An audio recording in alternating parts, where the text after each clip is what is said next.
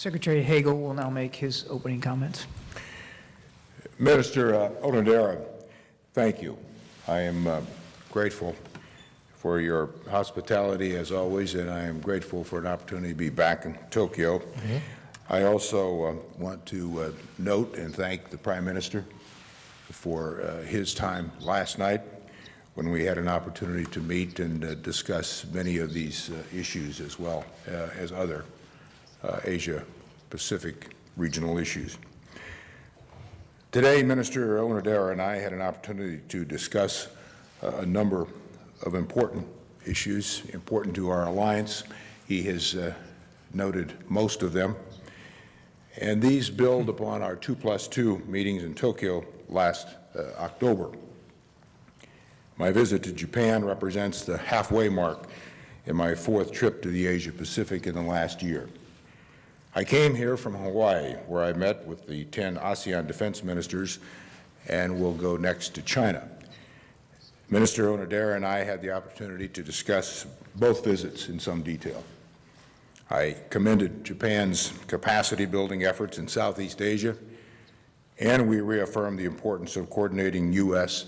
and Japanese security assistance activities in the region. I also underscored the United States' interests in developing a constructive relationship with China and the importance of Japan doing so as well. A key focus for our talks today was the threat posed by North Korea. In response to Pyongyang's pattern of provocative and destabilizing actions, including recent missile launches in violation of UN Security Council resolutions, I can announce today that the United States is planning to forward deploy 2 additional Aegis ballistic missile defense ships to Japan by 2017. This will bring our Japan-based fleet of BMD-capable ships to a total of 7. I visited one of our BMD ships last fall while I was here in Japan. This deployment follows our October announcement to establish a second missile defense radar site in Kyoto Prefecture, and my decision last year to increase ground-based interceptors in Alaska. These steps will greatly enhance our ability to defend both Japan and the U.S. homeland from North Korean ballistic missile threats. This move to significantly bolster our naval presence is another action that strengthens our alliance and increases deterrence against North Korean aggression.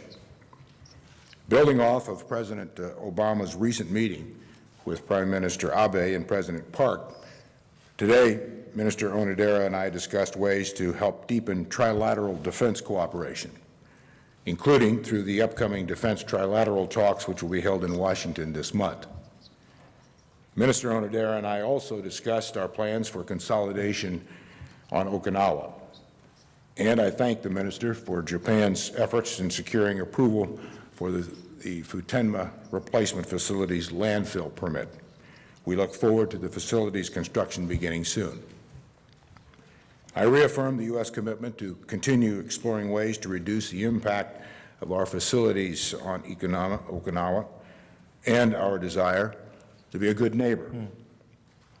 These issues will be part of revising the guidelines for U.S.-Japan defense cooperation as we enhance our force posture and Japan expands its roles and relationships around the world. The United States welcomes Japan's efforts to play a more proactive role in contributing to global and regional peace and stability, including re-examining the interpretation of its constitution relating to the rights of collective self-defense. Finally, we discussed key challenges in the East China Sea. I restated the principles that govern long-standing U.S. policy on the Senkaku Islands and other islands, and we affirmed that since they are under Japan's administrative control, they fall under Article 5 of our Mutual Security Treaty. We take seriously America's treaty commitments, and we strongly oppose any unilateral coercive action that seeks to undermine Japan's administrative control. A peaceful resolution of territorial disputes is in the interest of all nations of the region. America has no stronger ally or better friend in this region than Japan. Going forward, There should be no doubt that as the United States continues to rebalance toward the Asia-Pacific, the enduring friendship and alliance between our two nations will only grow stronger. Thank you. Thank you. Thank you. 続きまして、代表質問の方に移らせていただきます。お時間の都合上、日米2問ずつということでございます。質問者は所属及び氏名をおっしゃった後に、前方のスタンドマイクで、質問をお願いします。はじめに日本側からよろしくお願いします。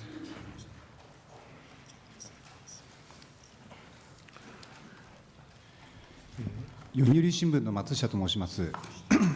ヘーゲル長官にお聞きします。日本政府は集団的自衛権の行使容認に向けた憲法解釈の変更を目指しておりますが、日米ガイドラインの見直しにどのような意義があると考えますか。日本の解釈変更の時期が年内までの再改定の時期に影響が出ると思いますか。また、ヘーゲル長官は日本が集団的自衛権を行使できるようになった方がいいと思いますか。それにより自衛隊にどのような役割を期待しますか。以上です。よろしくお願いします。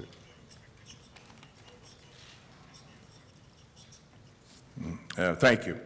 First, it is the responsibility and the sovereign right of Japan to examine their self-defense guidelines and review those guidelines in the interest of their country, what is best for the Japanese people.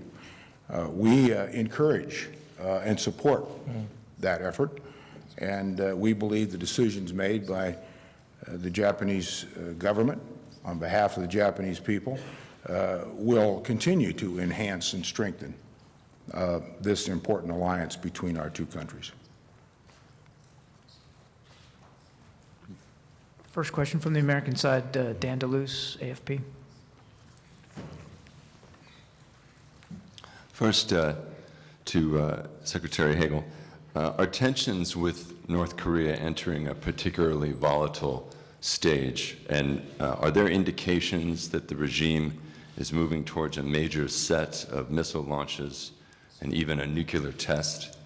And to the Japanese defense minister, why did your government recently deploy your own ballistic missile defense ship to the Sea of Japan with orders to shoot down any incoming missiles from North Korea? And do you believe there is an increased danger that North Korea will launch a missile attack on your country? Thank you. We've seen some very provocative, irresponsible actions that have come from the North Koreans, especially over the last year and a half. It is responsibility of all of our governments to protect our people, to assure their security. And as we witness continued provocative North Korean actions, we must be prepared to deal with those actions. And we will continue to deal with those actions in ways that we think are important to protect our security, along with our allies, our partners. We have treaty obligations, but we also in the United States defend our own homeland. As you know, ordered more ground-based interceptors for Alaska, and we are doing more in that area of missile defense. それでは日本側から2問目の質問をお願いします。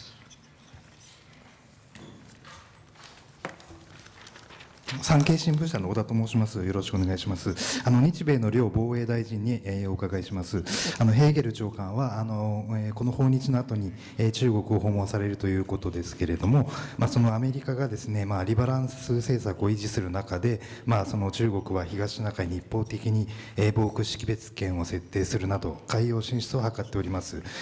この中国に対して日米でどう対処していくお考えでしょうか。また沖縄県の基地負担の軽減の協力を日本側は求めておりますけれども、アメリカ側はどう答えていきますでしょうか。日本側はさらにどういうふうに求めていきますでしょうか。具体的にはオスプレイのですね訓練移転についてどう進めていくお考えでしょうか。両大臣にお伺いしたいと思います。じゃあまず私の方から、答えさせていただきます。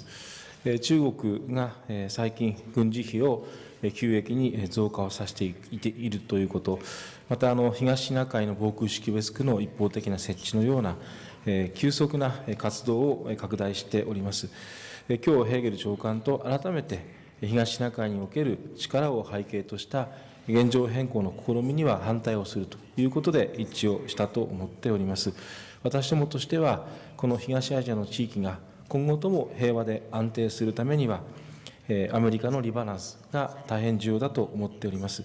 我が国自身の防衛力の整備の強化と日米同盟の強化、また日米韓を含めたさまざまな同盟国との関係を強化することが、私どもとしては結果的にこの地域の安定に向上し、貢献し、そしてまたそれが経済の発展にもつながると認識をしております。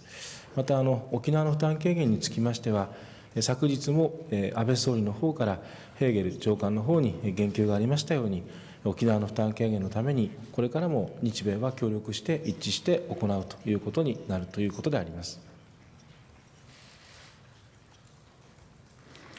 As to your question regarding the United States, we are continuing, as the minister said, and will continue to work very closely with the Japanese government on all of the issues that are developing in Okinawa.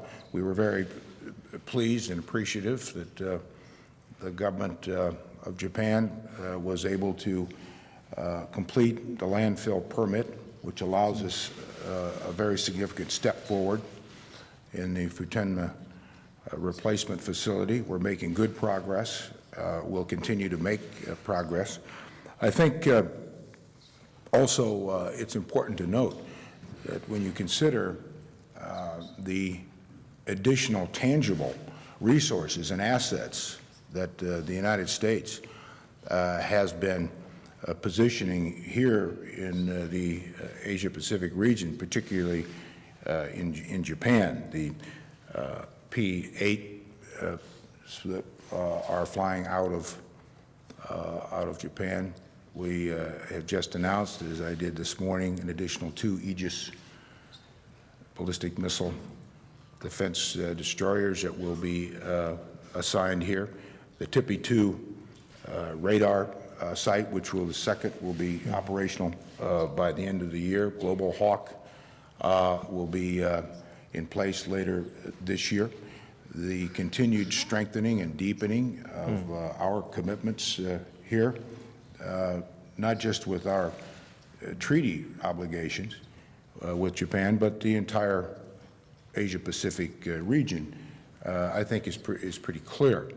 Our alliances and our relationships, our partnerships, friendships in this area are important in many ways and for many reasons. Its stability, its security, its peace is to assure the freedom of sea lanes, openness of skies, cyber, space. So the alliances will continue to grow and enhance and deepen for the United States and all of our partners in this region of the world. I might just remind people here that I just came from Hawaii, where I spent 2 days with the 10 ASEAN defense ministers, and we dwelt on a number of these specific issues, and we went pretty deep into these issues: East China Sea, South China Sea. How do we stay together to assure all of the nations of Asia-Pacific the freedoms and the opportunities and the stability and the securities and the respect for each other, which is critical to this alliance, has been, as well as our mutual defense interests. The last question today will come from Joe Morton, Omaha World Herald. Thank you. For Secretary Hagel, can you describe further the message you'll be carrying to the Chinese on the coercion front, and how do you convince them to listen to that message and actually change their behavior? And for the Minister, can you answer why did you order the BMD ship to the Sea of Japan, and are you anticipating an attack from North Korea? Would you like to start, or you want me to? You start, okay. 今どのような対応をしているかということについては詳細に説明することは控えさせていただきますが、いずれにしても北朝鮮のさまざまな行動については私ども警戒監視を行い、米国とも綿密な連絡を取っております。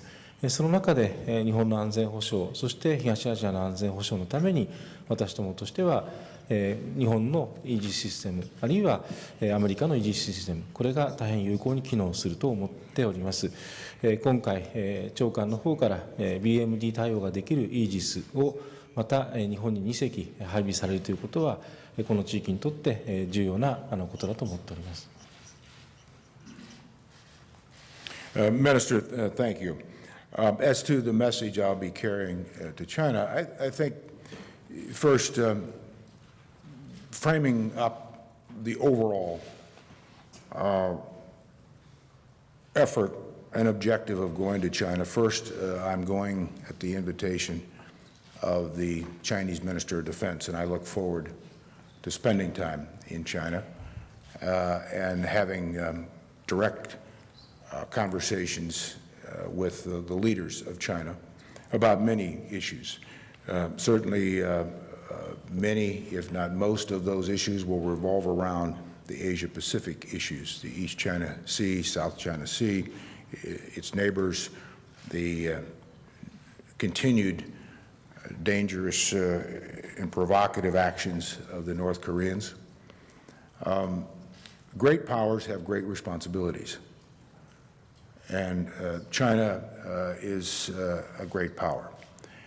And with this power comes new and wider responsibilities as to how you use that power. How do you employ that military power? And I want to talk with the Chinese about all of that, particularly transparency. This is a key dimension of relationships. Transparency, intentions. What are governments doing? Why? What are their intentions? And the more transparent and open governments can be with each other, and that, the better for everyone.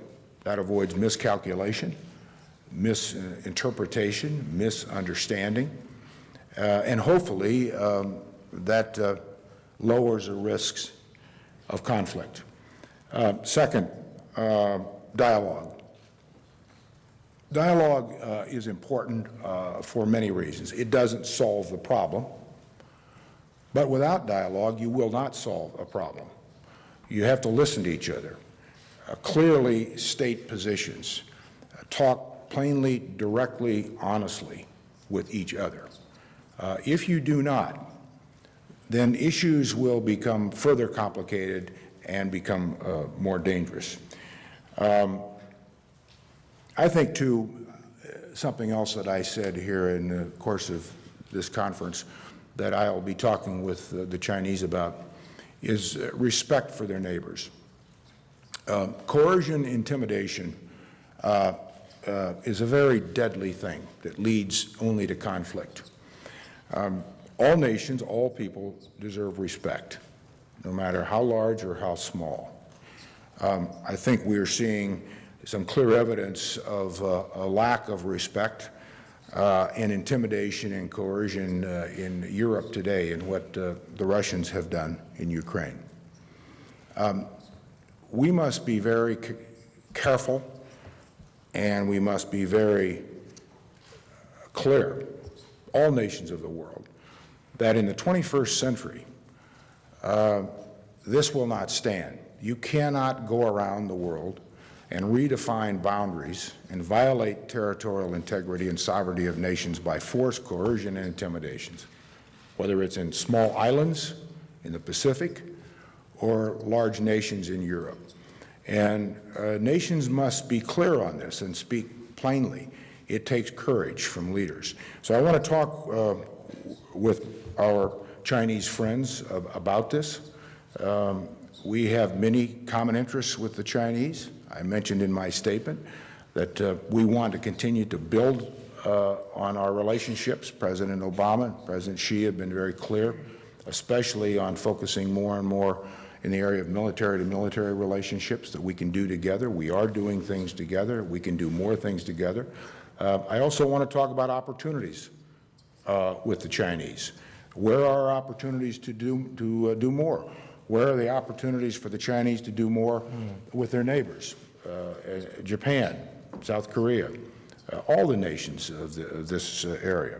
So I look forward to an honest dialogue. I look forward to listening carefully to the Chinese.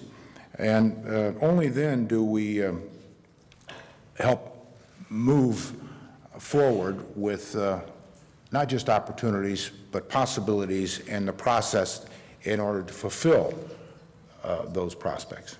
Thank you. Thank you very much. はい、それではお時間になりましたので、これで共同記者会見を、終了したいと思います。両大臣が退場するまで記者の方々はしばらくそのままお待ちください。Thank you. Thank you again. Okay. Mr. Thank you. Please do it very much. Thanks. Thanks. And we're going out.